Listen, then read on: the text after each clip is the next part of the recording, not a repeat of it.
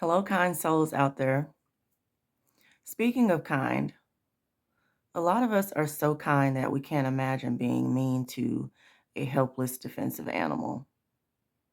A narcissist, on the other hand, they see a helpless defensive animal as an opportunity to take out their frustrations. They see it as practice ground to practice their cruel and evil tactics.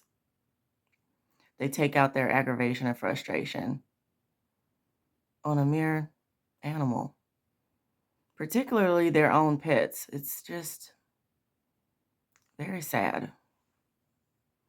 In today's video, I'm going to share my observations of the narcissist and how he treated our dogs over the course of our 14-year marriage. And his treatment towards these animals should have been yet a telltale sign of the type of person that he actually was. Dogs and animals have feelings too. They can experience trauma just as we can, and that trauma can have lasting effects on them as well. They are emotional creatures. So, first, I want to talk about the narcissist's physical contact with the dogs. So, a lot of times, the narcissist would call the dog over to him in like a friendly voice. But then, when the dog got over there, he would start to pinch on the dog, snatch their skin or their coat, excessive squeezing and pinching on them, sometimes to the point where they would cry or they would holler out or even try to nip at his hand. And we've had a few dogs, puppies even, actually bite him and break the skin because they were so aggravated at his behavior. He would do lots of other things like push their snout into, the floor, lots of cruel things like that. Push them, squeeze on their body, pull their fur, pull their ears. He would kind of squeeze their paws together, make them stand on two legs for extended amount of time. And, if I tried to come to the dog's defense, then, he would turn that aggression on me or get, verbally confrontational with me because I tried to come to the dog's defense. It got to the point to where one of my dogs, when the narcissist would call the dog's name, the dog wouldn't come. The dog would look at me and come to me. And the narcissist thought, oh, this dog is hard of hearing. No, he heard you. That's why he responded. He just doesn't trust you. And so it never failed. Every single time that the narcissist would call his dog's name, his name was Knight. Knight would just come to his mama. He would not come to the narcissist at all. So if a narcissist can break the trust of a dog, his own pet, then just imagine how they can break the trust of another human being.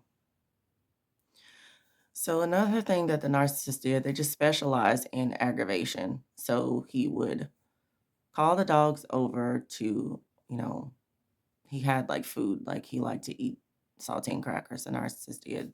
So he would call the dogs over to give them a cracker, but he wouldn't just give them the cracker. It's like he would tease them with the cracker. He would, put the cracker in front of them. The dog would try to reach it, and the narcissist would hold on tight to the cracker and not let it go.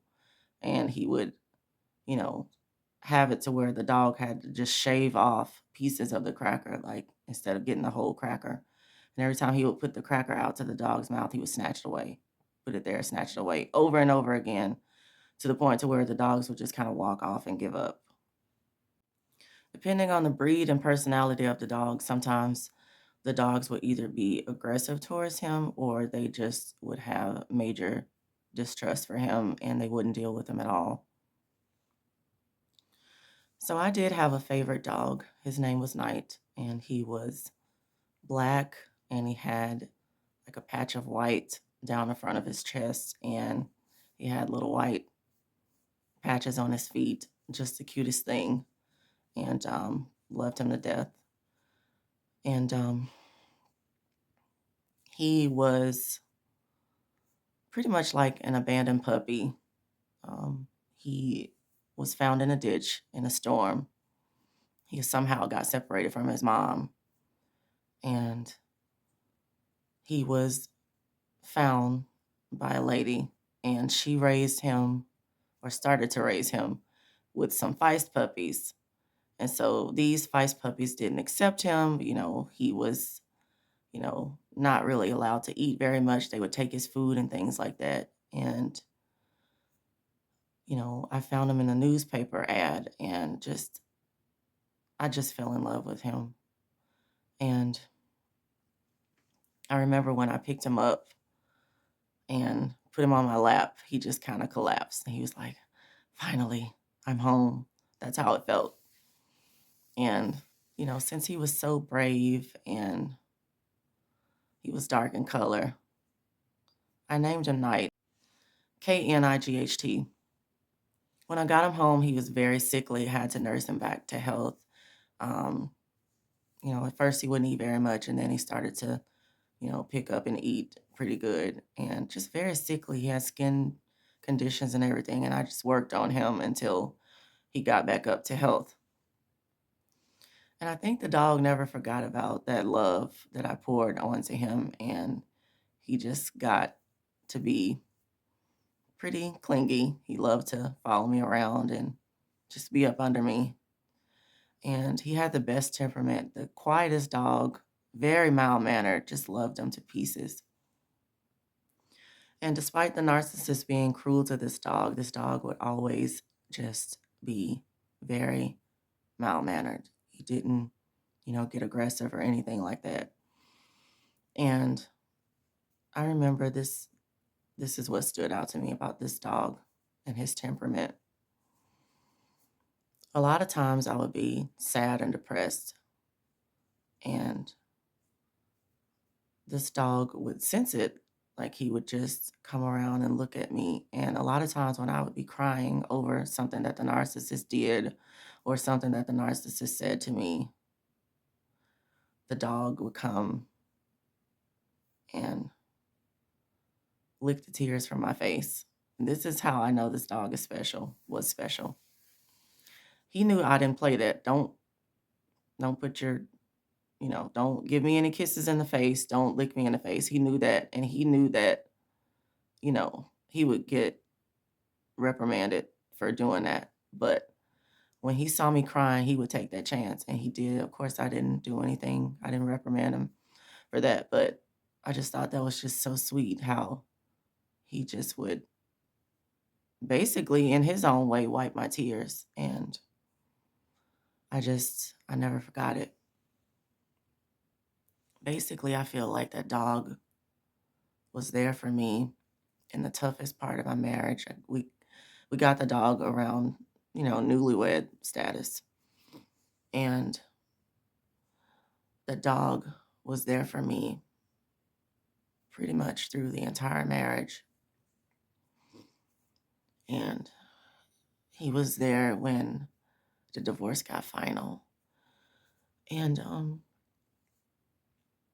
he started to get sick around that time.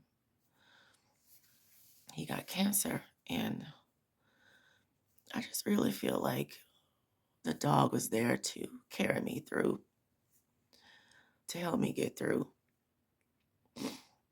And he died shortly after my divorce was final. It was almost like he was waiting, like carrying me through. So I really do think that this dog had an empathic spirit. I just believe it. And I dedicate this video to the memory of my beloved dog, Knight. He will always have a special place in my heart.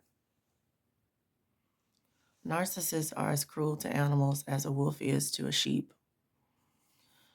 And the sheep is just so meek and humble. I can't imagine being cruel to something like that, an innocent animal like that. But in the end, the narcissist will reap what they've sown.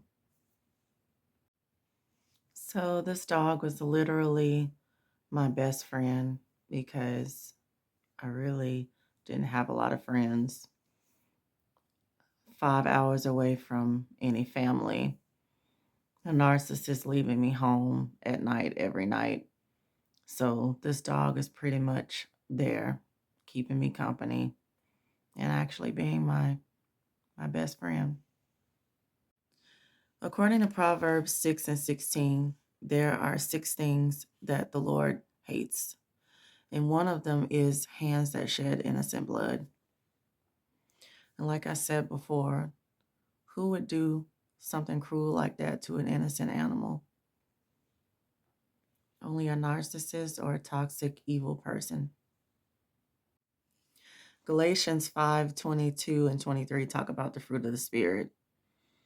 And it says love, peace, gentleness, goodness, temperance. Those are things that I'm naming that the narcissist doesn't have and they weren't able to show towards the dogs. The takeaway that I have from this story is for all of us to protect our pets from the narcissist, protect ourselves, and protect our light. God bless you.